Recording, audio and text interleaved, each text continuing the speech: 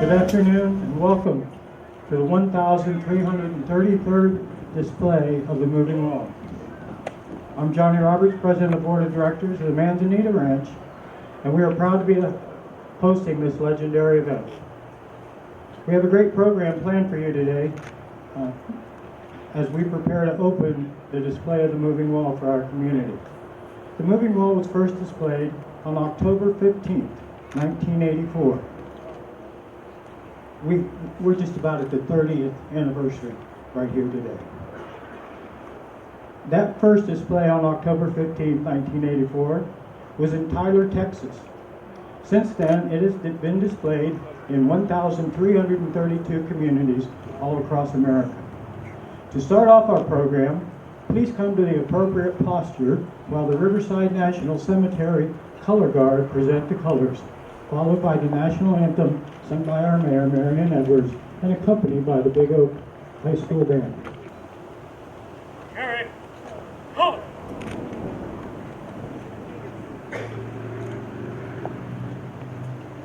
Forward.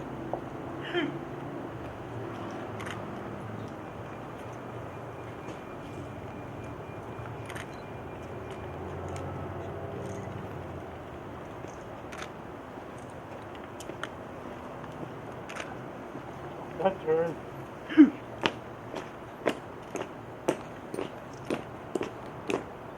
Forward.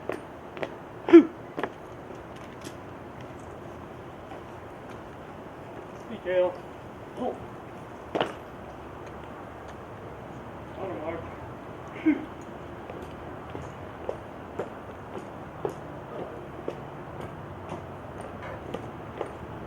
Detail. Hold. Raise and hold.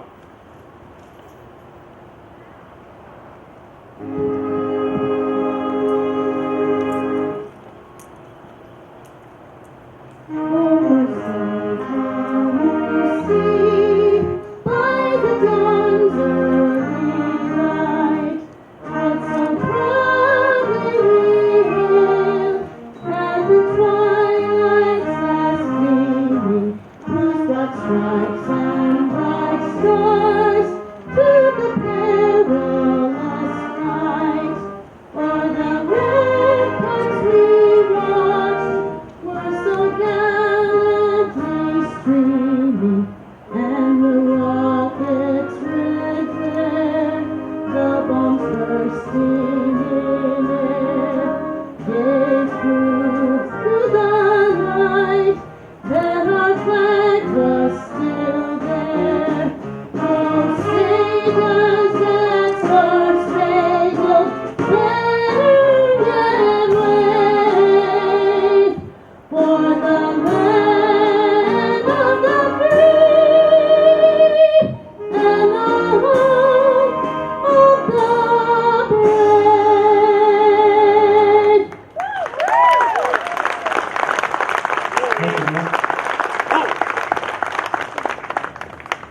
invocation, I'd like to welcome up Chaplain Shannon Johnson.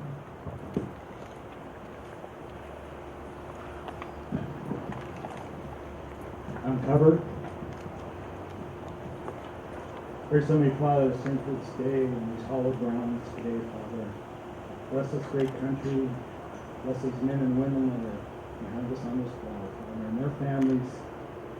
Let this day be a representation of this great nation. God bless America. Amen. Forward. Thank you, Chaplain. Hey, Chaplain, can you come back up here for just a minute? You told me you could sing. Mary Ann? Okay, everybody stay standing up. We're going to do a big round of God Bless America with the whole group. So here we go. Why don't you lead us on? Can you sing? Okay. All right. God bless America, everybody. You ready? God bless America, land that I love. Stand beside her and guide her through the night with the light from above. From the mountains to the prairies, to the oceans white with foam. God bless America, my home, sweet home. God bless America, my home, sweet home. Let's do that one more time. God bless America, my home, sweet home.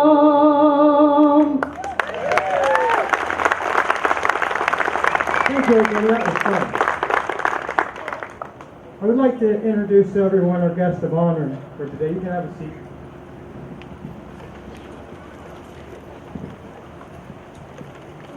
I want to introduce to everyone our guest of honor for today's ceremony. Lynn Maddox. Stand up and let's see that uniform. Many of you know Lynn. Lynn is a Vietnam War veteran and a legend. Lynn has lived in this area since the 1950s. He spent 28 years in the Marines, and as a member of the Marine Counterintelligence Team, he did 3 tours to Vietnam, including being there early, living through the Tet Offensive while working with the CIA in Way City, where very few survived, to being there in the final days and being responsible for destroying records and turning the lights out in Da Nang when he left.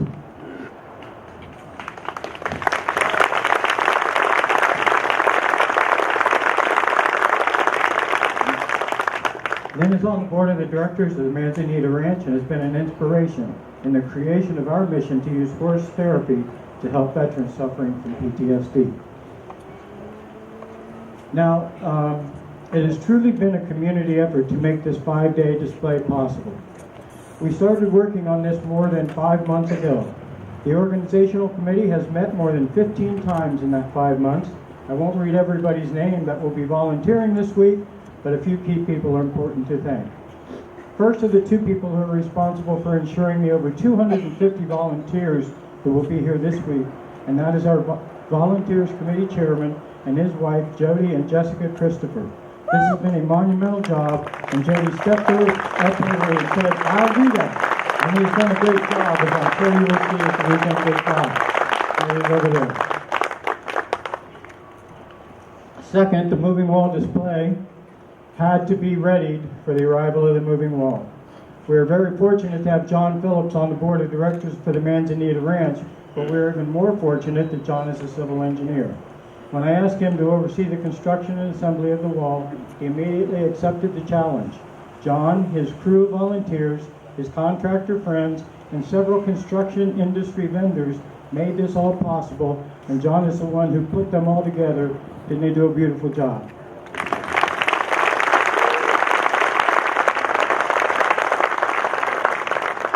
Sharon Tisdale chaired today's ceremony. This included working with my wife, Jill Roberts, on the creation of the program. Kenny Patton was my assistant chair, and Jim McMahon is our treasurer, and I couldn't have done any of this without either of them. This weekend, we will be presenting 2 concerts for heroes in Old Town. This band that we've named the Inland All-Stars Band was put together from some of the best local musicians. There will be shows you definitely want to see. Our music director for this event is Michael Thomas. I want to thank him and all of the musicians who have volunteered their time to bring the show to us. These folks are all volunteers. When we put out the call for restaurants to help us feed our volunteers over the next 5 days, we had 15 local restaurants step up to feed our volunteers over this weekend, and I'd like to thank all of them.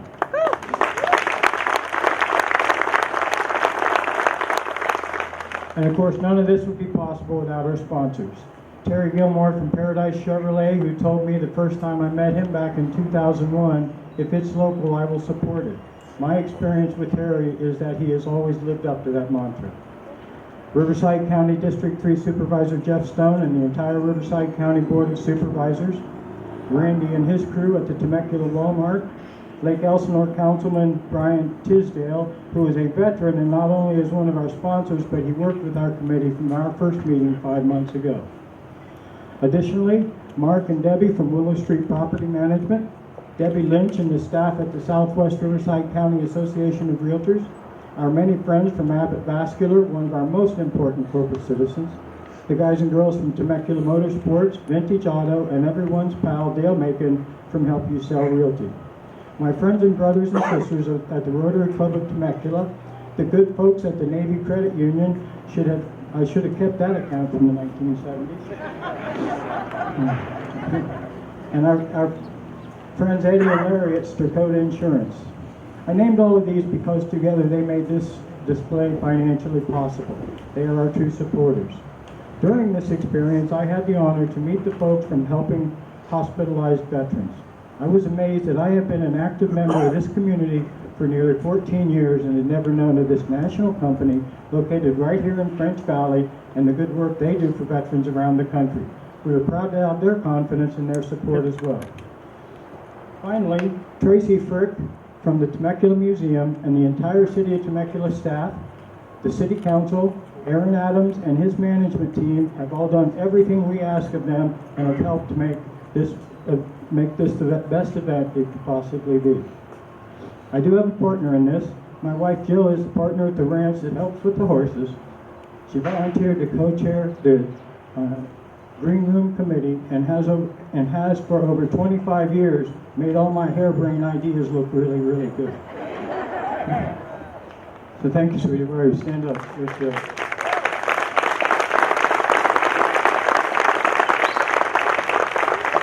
So what do you say? Let's get this party going. I am more than honored. I am humbled to be in the presence of our first speaker. Juan Dominguez made national news when he was awarded a house by Gary Sinise Foundation and the Tunnels to Towers Foundation.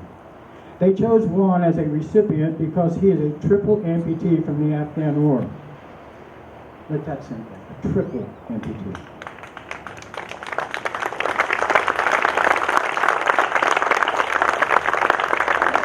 Juan lives in Temecula, and he has a simple theory for how we can help our wounded warriors.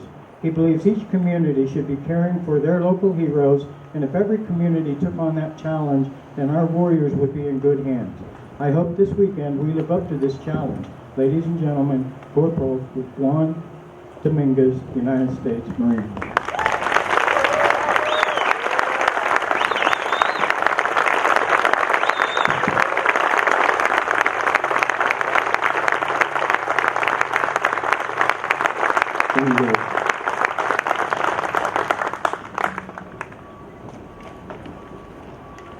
Just wanted to say good afternoon. My name is Corporal Juan Dominguez, and I thought a lot about what I was going to say today. I never write anything down. I just think it comes better from the heart. This particular subject of the Vietnam War and the memorial hits me home very, very deep because my father served in the Army. He was my hero. He was my role model growing up. He was a Bronze Star recipient. He got that award at only 19 years old.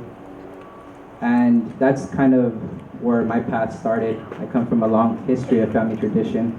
Great-grandfather, grandfather, uncles, dad, and now myself carrying on this tradition of military service. It's also finds me very deep because in this month particular, October 23rd is when I got hurt. This will be my 4th Alive Day. So when I see these names on these walls, it does touch my heart because I do remember my friends. And now I'm remembering all the sacrifices that almost 60,000 gave in Vietnam with their blood to ensure our freedom. And that's very powerful.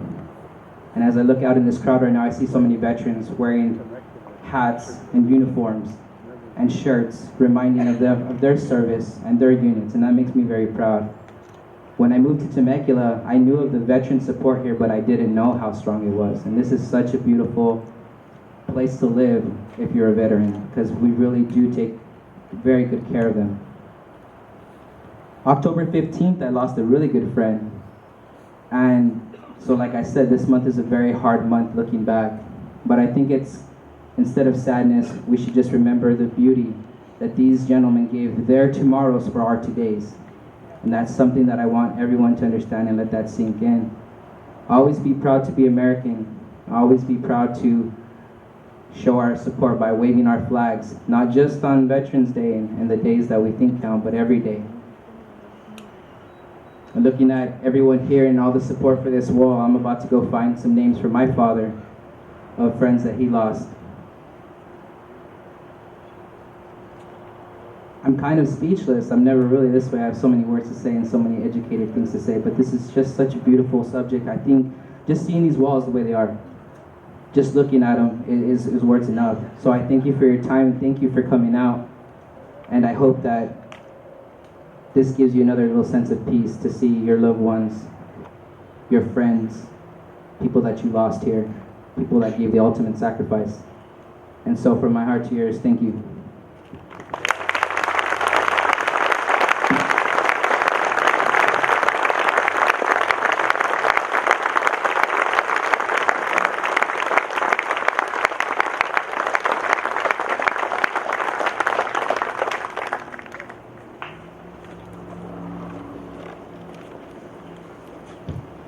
Boy, how do you call that, huh?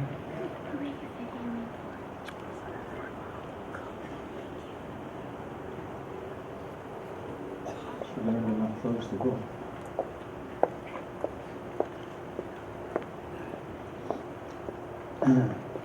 As of January 1st of this year, there are 58,286 names listed on the Vietnam War Memorial. Since the dedication of the memorial on November 13, 1982, there have been 25 times that a group of names were added to the memorial. Although the first date is inscribed as 1957, after the dedication of the memorial, it was learned that Captain Harry Kramer perished in 1957 and Richard Fitzgibbon Jr. was killed in 1956. Their names have both been added to the memorial, but it was determined to be an impossible endeavor to change the date 1959 that is listed as the first date on the memorial currently. The moving walls you see before us today is a 1/2 scale replica of the Vietnam War Memorial and includes all of those 25 updates. Our next speaker came to Temecula and opened a local pharmacy just a few blocks north of here. He quickly became the local pharmacist. At one point, he threw his hat into the political arena and ran for Temecula City Council. He was elected, and as a councilman, he spearheaded the efforts to have our Veterans Memorial at the Duck Pond funded and built. He then moved to the Riverside County Board of Supervisors, where he has served for nearly 2 terms. As our county supervisor, he has demonstrated an unwavering support for our first responders. He has proven to be a friend and advocate for our veterans. Please help me welcome Riverside County 3rd District Supervisor Jeff Stone.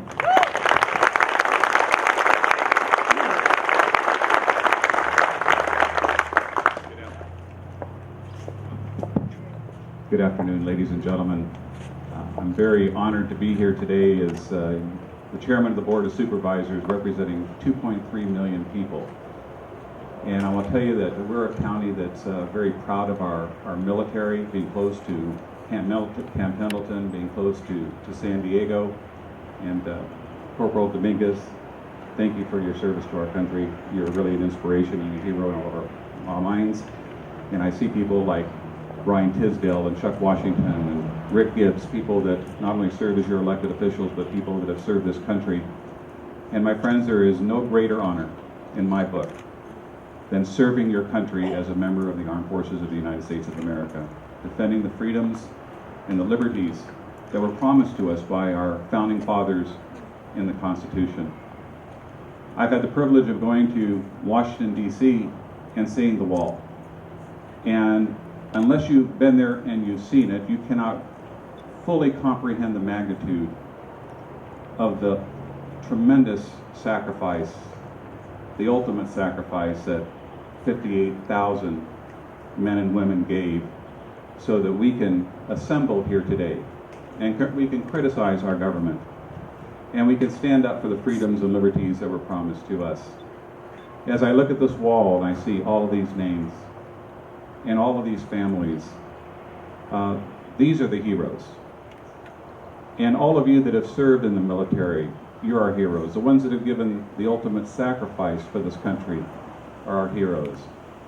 So at this time, if you've served in the military, would you please stand or raise your hand so we can recognize you, please.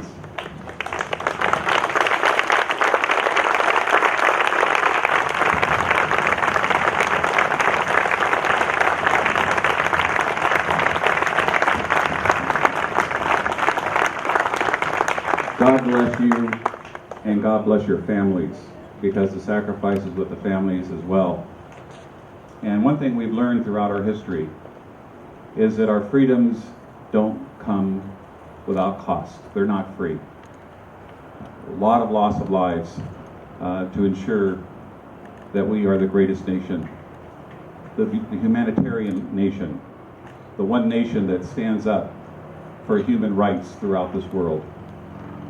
And one thing that George Bush said that has always resonated with me as an American, and things that we probably should never forget: you're either with the United States or you're against the United States. And we need to get that back into the federal government. So, John Robert, thank you for your leadership in bringing the wall here for all of our citizens to come pay their respects. I appreciate your leadership. God bless you. God bless Temecula. God bless the County of Riverside. And God bless America. Thank you.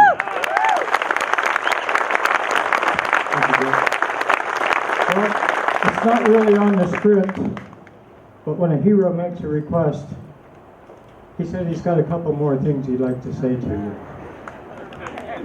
Go on.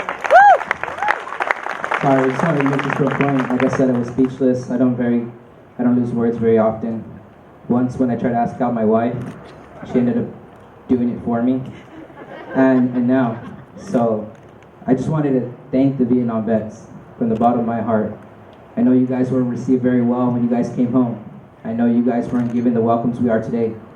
And I know it's because of you guys fighting for us, setting up vet centers, and never being bitter about it, but just making sure that you made it a point to ensure that all future warriors came back from war never received the way you were. And for that, that's so selfless. That's awesome that you guys were able to do that. And I guarantee, as a speaker from this generation, we will not let any other warriors come any different than we got. We'll keep fighting to make it better. Thank you from the bottom of my heart to all the Vietnam veterans. Thank you.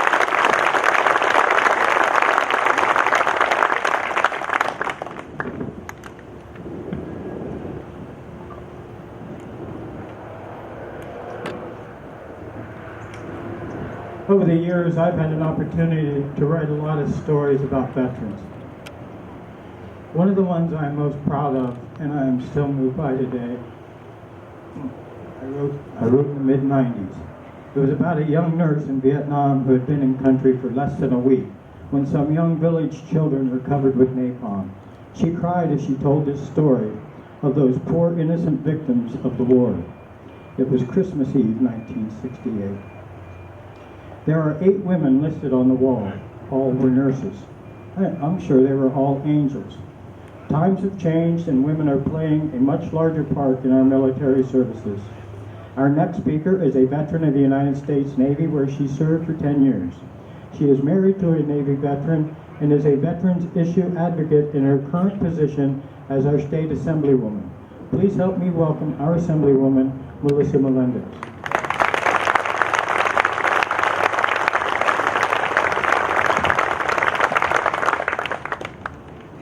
Well, good afternoon, everyone. I am a Navy veteran. My husband and I, between the two of us, have 34 years of service in the United States Navy.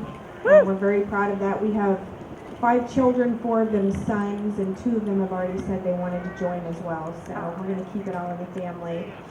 I'm going to keep my remarks very brief this morning. I think the gentlemen sitting behind me have some really some powerful things to say to you, so I want to certainly make time for them. But the Vietnam veterans, I think, represent the best in our country. I think that we hear the stories about how poorly our veterans were treated. I'm not sure why people had such a strong reaction to our veterans, because I think they represented the best. They represented the bravery, the sacrifice, right, in their families. I'm very, very proud to meet Vietnam veterans every single time I see them. I hope you are too, and I make a point to go out of my way and shake their hand because it's that important. They need to know that that's in the past and we're all in their corner now. I was looking at the wall. I've been to D.C. I've taken my children there so that they can see all the monuments there as well. And we have names from our family. Every male member of my family has served in the Navy, some in the Vietnam era. And it just strikes me when you see people, as I did when I was walking up today, they're looking at the wall and they're searching for that one name of the person that either, their father, their uncle, their brother, their great-grandfather, whatever it is. But when you look at that wall, and I always get choked up at these events, so I'm sorry. I'm going to try to pull myself together here. When you see people searching for that name on that wall, it's a bit poetic if you think about it. That if they're looking for their father's name or their brother's name, that wall's reflecting back at them. So they're seeing their reflection in the name of the person that they're searching for, and very oftentimes that's a son looking at his father's name. A grandchild looking at his grandfather's name, a young girl looking at a grandmother's name. And I don't know if they did that on purpose, but that point was not lost on me. My husband, back in 2010, he was in the active reserves. He was recalled to active duty and sent to Afghanistan for a year. And we had people say to me, this war is just like Vietnam, and they're going to be treated the same way when they come back. And aren't you ashamed that he's going over there fighting this endless war just like Vietnam? And I will tell you that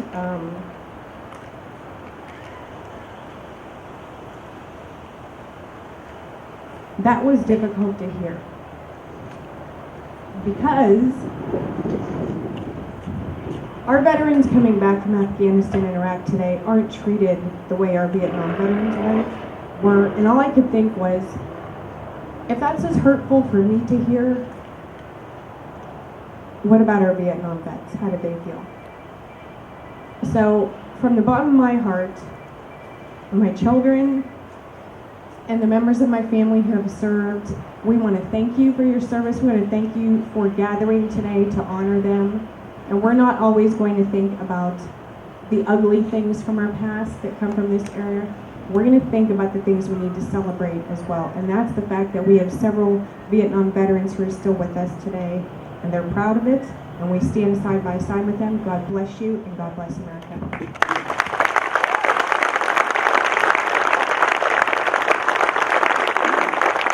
Thank you, ma'am, and thank you for your service. In 1983, John DeWitt, a California native and a Vietnam combat veteran, attended the dedication of the Vietnam War Memorial known as the Wall. A visit to the wall is sobering. It is emotional, and if you haven't been there, I can tell you there is a certain calm and reverence that surrounds the wall, which is located on the National Mall in Washington, D.C.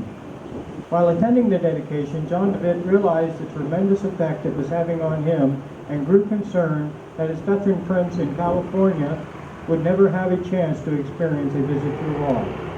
It was that week that he made the decision to construct a replica of the wall for all to see.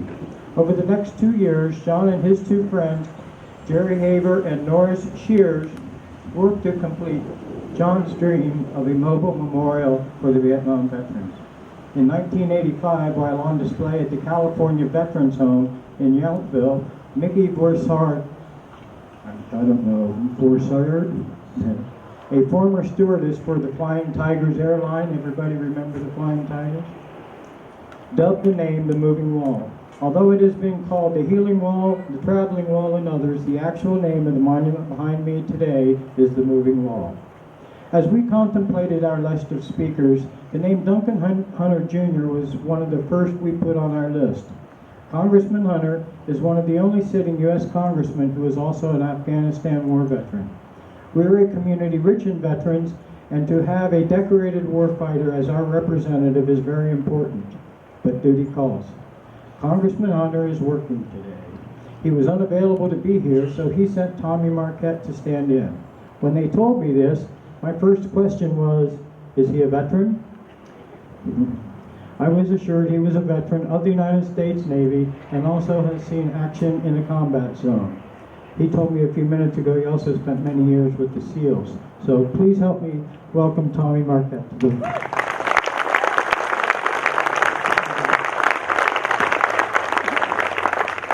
It's an honor on behalf of Congressman Hunter to come out here and speak to such a beautiful, beautiful crowd. There is an acknowledgement that I think that everyone here has mentioned so far, and I think we just need to have an acknowledgement, almost an asterisk, if you will.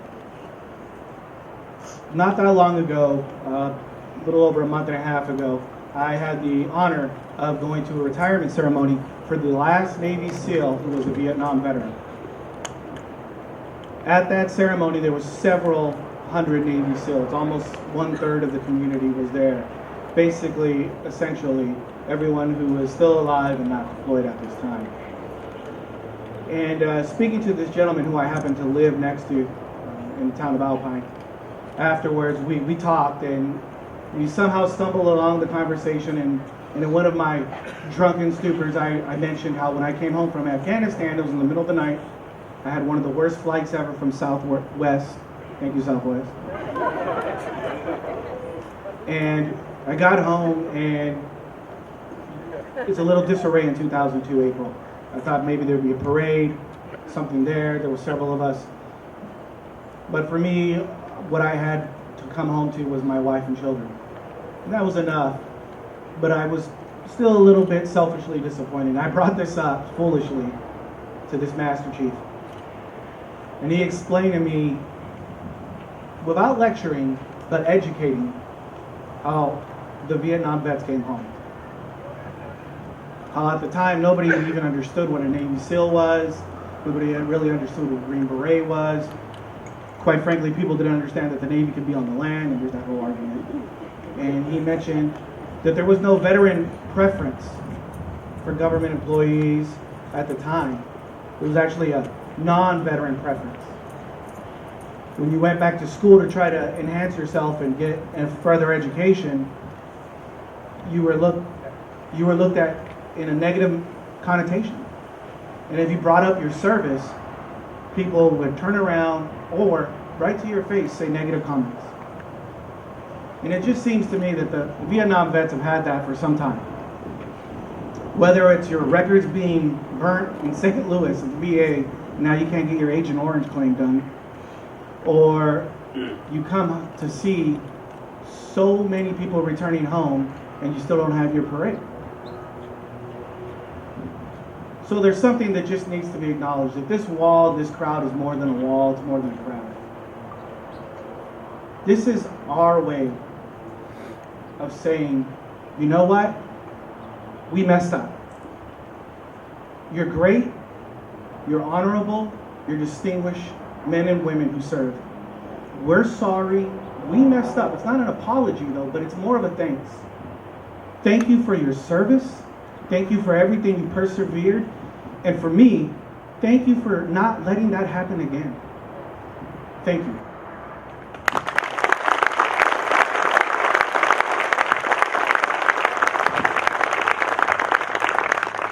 Now, on behalf of Congressman Hunter, there's one more thing I like to do. This is one of the great parts of the job, besides getting yelled at on the phone all day. These things don't happen on accident. That's an old saying I learned on the SEAL teams, being fortunate enough to be there as a support tech. Nothing happens by accident. Everything comes out in the wash. This crowd, this beautiful day, I noticed that the wind just stopped perfectly. Isn't that great? And this beautiful, beautiful wall is the work of countless people. And we could sit here all day and talk about each and every individual and the sacrifice they made to have this available for us. But I want to mention one group and one person in particular who put this whole thing together. And that's Johnny Roberts and Manzanita Ranch and what they do out there. I want to take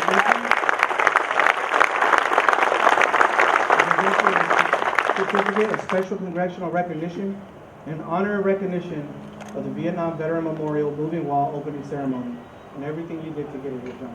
Thank you.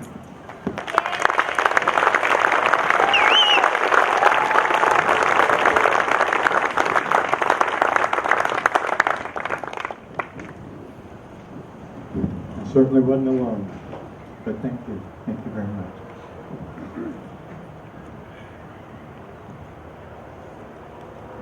The original moving wall was built with money from donations John DeVitt and his friend Jerry Haver pooled their savings to begin the process.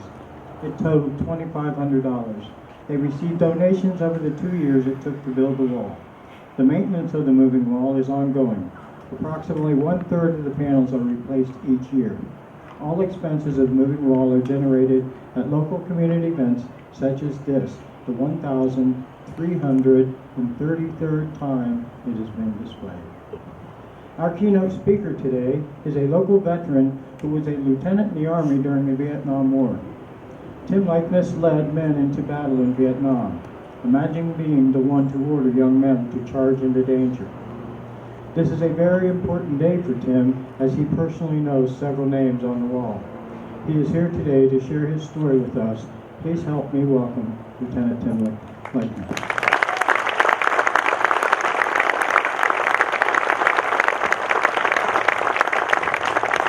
Thank you, Johnny. Sometimes it does take a breeze. There are 58,000 names on this wall, and there are 58,000 stories. And I would like to tell you just briefly about one of those names and one of those stories. On panel 58, Echo, line 33 is the name of James E. Richardson. I never met James Richardson. I wouldn't know him if I saw him. I know a little bit about him. I know he was born in a small town in Missouri. I know he entered the Army when he was still a teenager.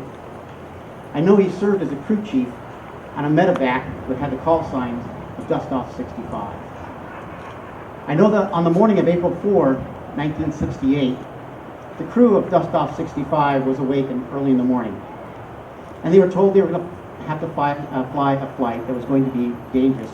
I know this because the medic on that flight once wrote, it was going to be so dangerous that we were told that we should take along extra body armor to sit on because we should expect small arms fire from below.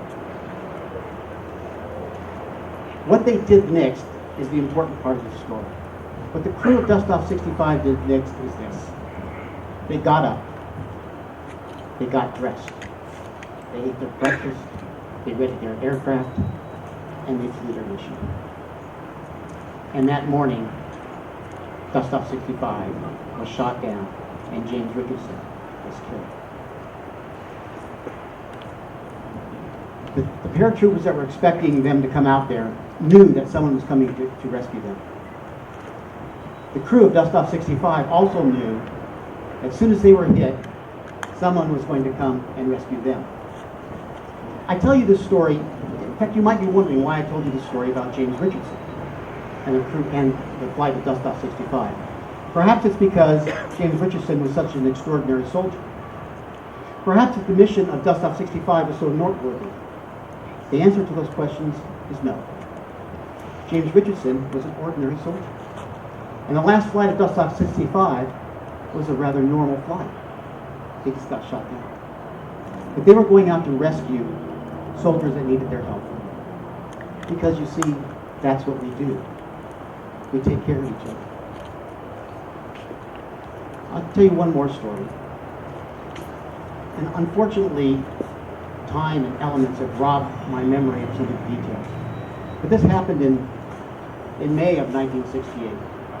It involves a soldier from Louisiana, whose name I cannot now remember. He was in my platoon and he was a machine gunner. One day in May, we got into a particularly fierce firefight. And this soldier and the two soldiers next to him were raped by enemy automatic weapons fire. The other two soldiers were killed outright.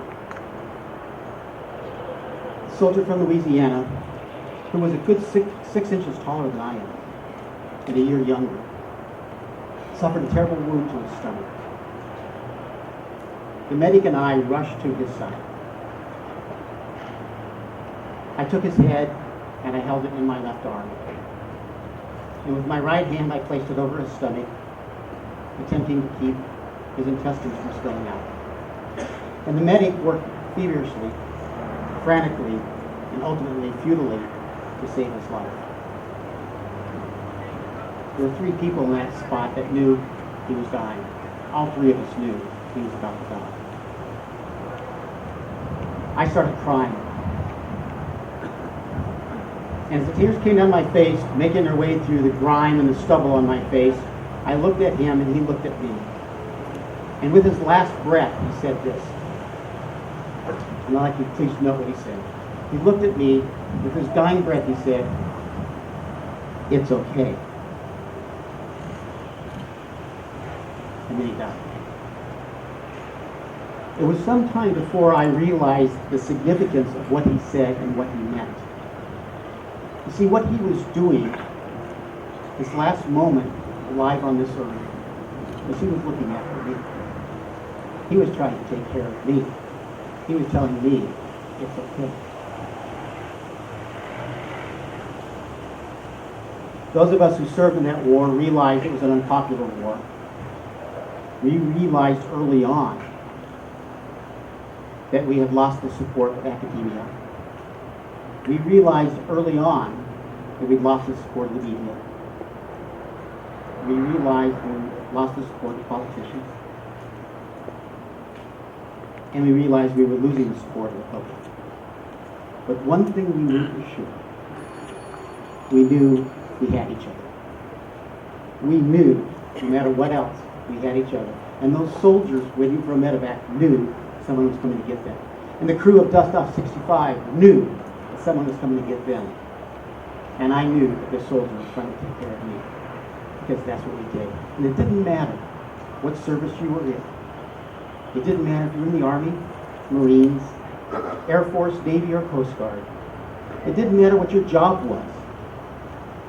We took care of each other. And that brings us to today, into this wall. When you approach the wall, you will experience the enormity of our loss. And as you touch the wall and you feel the names, you will sense the loss that those names represent to friends and family. Those of us who participated in that war, who fought in that war, we will also experience those experiences, but we'll experience something else. Because when we look into that wall, we will see faces of people. We will see the faces of those we served with. And when we touch that wall and we feel that engraving, we will not only feel the texture of the wall, but we'll feel a hand reaching back to touch it. And as we stand there, we'll look like we're lost in our little world, and we are, because we'll be also experiencing the taste and the sounds and the smells of that place that we left so very long ago. But something else will happen. We will recognize each other. We'll see each other standing at the wall. And we may go over and just stand next to each other. We may put out a hand and greet each other. We may put our arms around each other. We do that because we're still there for each other, like we were so many years ago. I'm going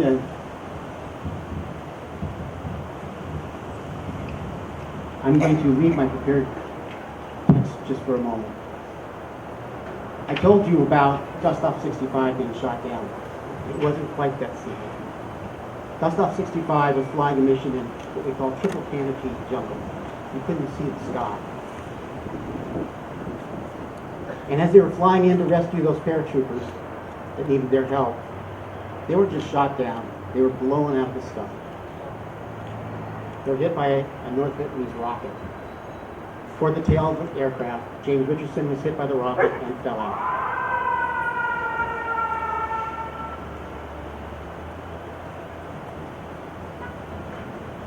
The pilot of that aircraft was able to land that helicopter, the Huey helicopter, in such a way that the three remaining crew members survived. All of them were badly hurt. And I apologize for doing this, Mike. But that pilot is here today. Mike Myers.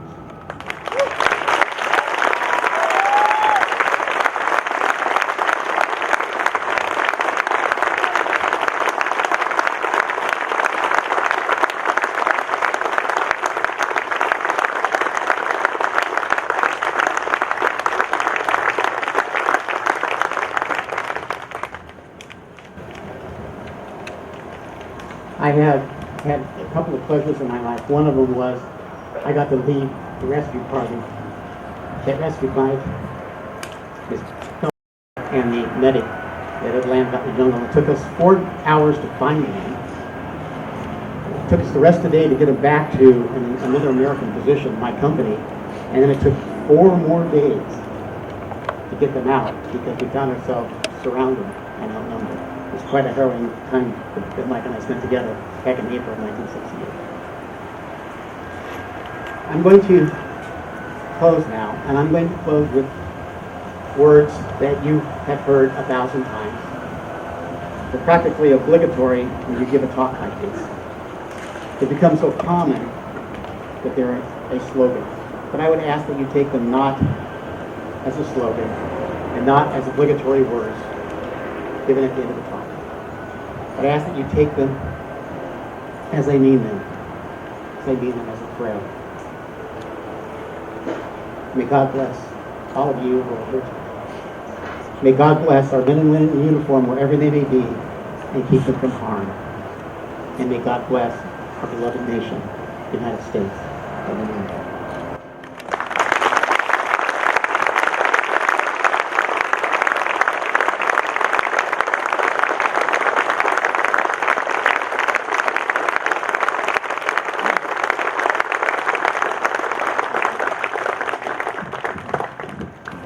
Thank you, Tim, and thank you for being here this afternoon.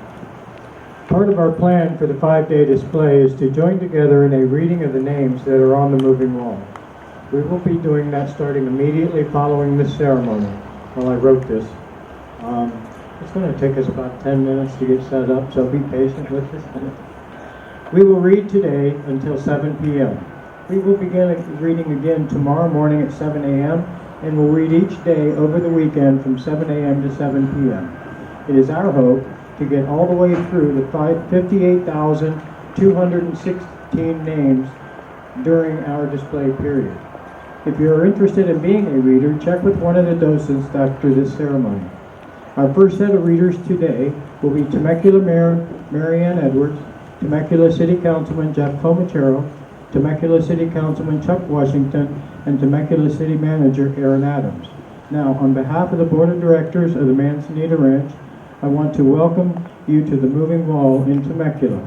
We are proud to be the group to present the Moving Wall, and I hope we can make a small difference in at least one veteran's life. If we do, it will have all been worth it. Thank you.